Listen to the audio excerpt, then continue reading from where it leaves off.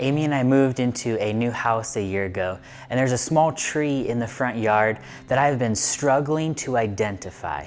About a month after we moved in, the small green leaves began to wither and turn brown, and they eventually fell off.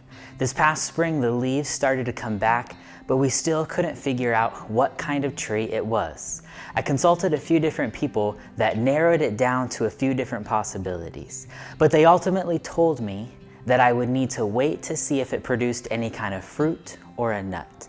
And once I see what it produces, then I should be able to identify the tree. In the last part of Galatians chapter 5, Paul creates a dichotomy between the acts of the flesh and the fruit of the Spirit.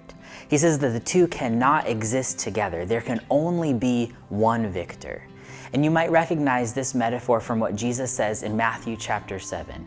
Jesus is talking about how to distinguish between a false prophet and a true prophet. He says that you can recognize them by the fruit of their tree. He says that a good tree bears good fruit, but a bad tree bears bad fruit. And in the same way that you identify a tree by its fruit, you should also be able to identify a prophet by its fruit.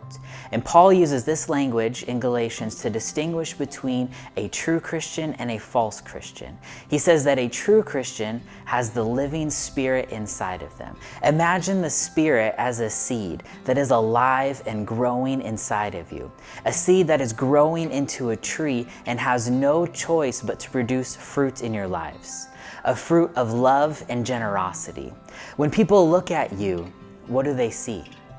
Do they see an empty tree with no fruit? Do they see a tree with bad fruit? Or do they see a tree with good fruit? Paul says that the fruit of the Spirit should be evident in the lives of Christians. It shouldn't be hard to find the fruit in their trees. And what is that fruit?